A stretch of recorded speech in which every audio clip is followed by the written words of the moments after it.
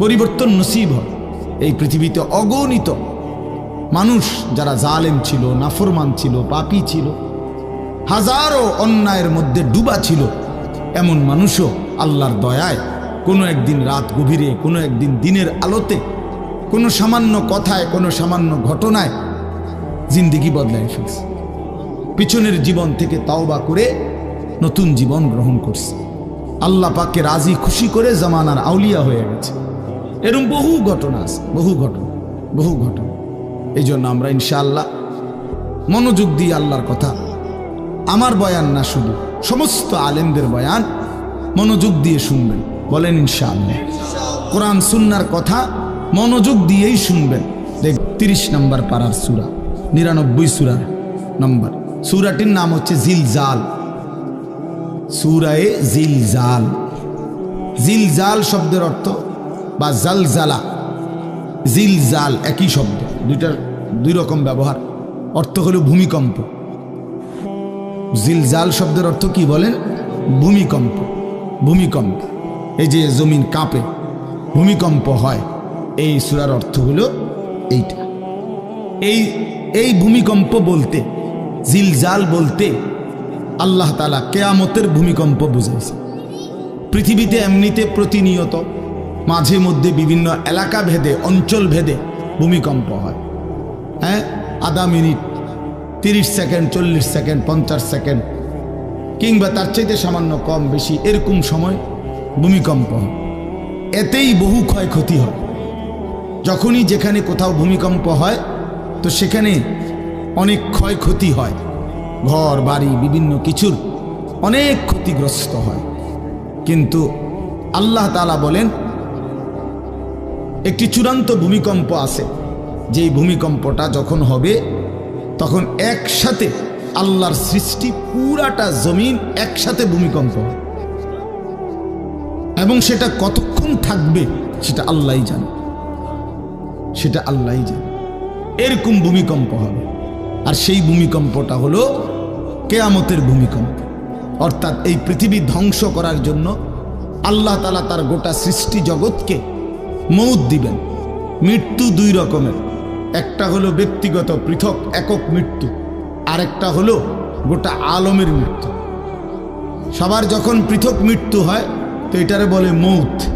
আর গোটা পৃথিবীর যখন আল্লাহর সৃষ্টি সবটার যখন একসাথে মৃত্যু হবে সেটারে কয় কিয়ামত।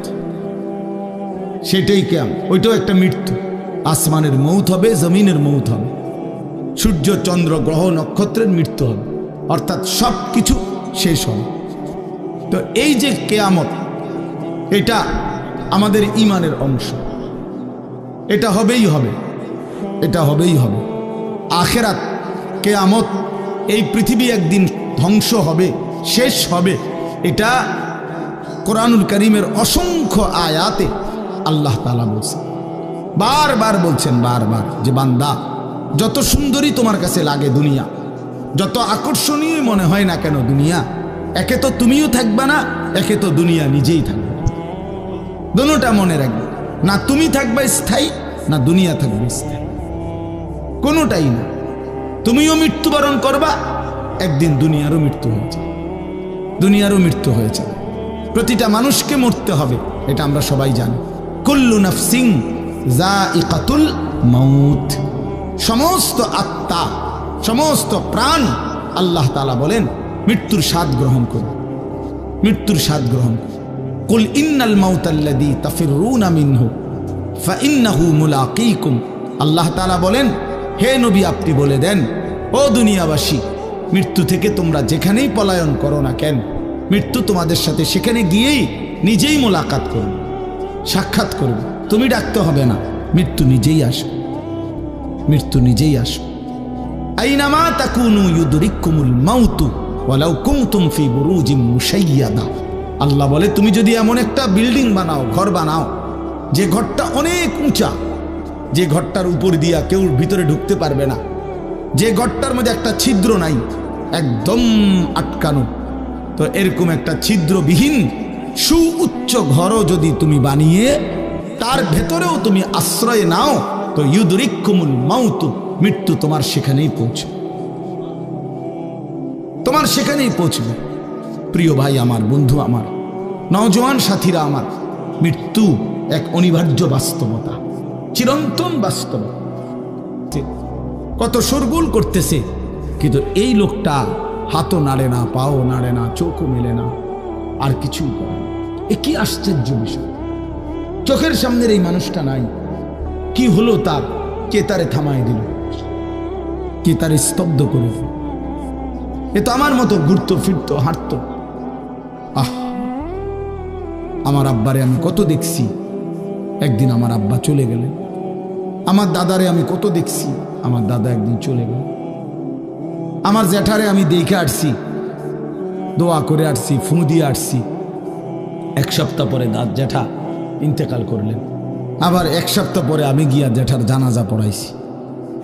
এই তো বাস্তবতা। যুবক ভাই, তুমিও মনে রাখো, বয়স্ক বাবা আপনিও মনে রাখেন। হাসান বসরি রহমতুল্লাহ আলাই একজন বড় বুজুর্গ ছিলেন। উনি বলতেন, তিনি যখন কোনো যুবককে দেখতেন আর বয়স্ক দেখতেন, তো তিনি যুবকদেরকে বলতেন, ইয়া মাশারাশ শাবাব ইন্না যারআ কাদ তুদরিকুল আহাতু ক্বাবলা আন ইয়াবলুগা। তিনি উপদেশ দিতেন, হে যুবকগণ শোনো, সব ফুল, সব ফল, সব গাছ চারা পরিপক্ক পাকা পর্যন্ত পৌঁছায় না, তার আগেই অগণিত ফুল, অগণিত ফল, অগণিত চারা গাছ ঝরে যায়। এটা উনি মনে করাইতেন মৃত্যুর কথা। উনি এটা বুঝাইতেন, যুবক তুমি দেখো, একটা আম গাছের মধ্যে যতগুলো মুকুল ধরছে ফুল, সবগুলো আম হয় না। যতগুলো আম ধরছিল ছোট ছোট, সবগুলো বড় পাকা পর্যন্ত যায় না, তার আগেই ঝরে যায়। ঝরেই যায় বেশি, থাইকা যায় অল্প। তার মানে যুবক, কিশোর, তরুণ এই বয়সেই মৃত্যু হয় বেশি, বৃদ্ধ পর্যন্ত পৌঁছে কম। পুরা বাড়িতে অনেক সময় এমন হয় একজনও বয়স্ক লোক নাই, একজনও নাই। আমার ঘর, আমার বাপ চাচাদের যে ঘর, সেখানে আপনার এখন আমার চাচাতো ভাই, জ্যাঠাতো ভাই, আমার ভাই বেরাদর সব মিলাইয়া আমাদের ছেলে পেলে ভাই বাতিজা মিলে না হয়তো 60-70 জন আছি আমরা, কিন্তু আমাদের একজনও বয়স্ক লোক নাই। আমার দাদাও নাই, দাদিও নাই, জ্যাঠাও নাই, চাচাও নাই, আমার আব্বাও নাই, কেউ নাই। তাইলে কেন এমন হলো? তাহলে বোঝা গেল অধিকাংশই ঝরে যায়, কবরে চলে যায়, মৃত্যু হয়ে যায়। এই জন্য ধোঁকা না খাওয়া। আরেকটা হলো, বয়স্ক লোককে দেখলে উনি বলতেন, হাসান বসরি রহমতুল্লাহ আলাইহি, ইয়া মাশারা শুয়ুখ, হে বৃদ্ধগণ। উনি তাদেরকে জিজ্ঞাসা করতেন যে, মা ইউনতাজারু বিসসারআ ইযা বালাগা, যখন কোনো ফসল পাইকা যায় তখন আর বাকি থাকে কি? কি বাকি থাকে? কাটা। কথা বলে না, কি বাকি থাকে? ক্বালু আল হাসাদ, বা কাটাটা বাকি থাকে, পাইকা তো গেছে। তার মানে আপনারা পাইকা তো গেছেন, বয়স তো হয়েই গেছে, আর শুধু মৃত্যুটা বাকি, আর শুধু মৃত্যুটা বাকি। তাইলে যুবককে বলতেন, তুমি ভেবো না তুমি বৃদ্ধ হবা, কারণ অসংখ্য ফুল তো আগেই ঝরে যায়, অসংখ্য ফল তো আগেই ঝরে যায়, অসংখ্য গাছ তো আগেই ঝরে যায়। আবার বৃদ্ধকে বলতেন যে আপনার তো আর কিছুই বাকি নাই, আপনি তো পাইকেই গেছেন, এখন শুধু কাটা, কবর, মৃত্যু ছাড়া আর বাকিটা কি? তাহলে মৃত্যু ভুলে না যাওয়া, মৌত ভুলে না যাওয়া। রাসূলুল্লাহ সাল্লাল্লাহু আলাইহি ওয়াসাল্লাম বলেন, কাফা বিল মাউতে ওয়াইজান। নবীজি বলেন, কোনো মানুষ যদি মৃত্যুর কথা স্মরণ করে, তার ওয়াজের জন্য, নসিহতের জন্য এটাই যথেষ্ট, এটাই যথেষ্ট।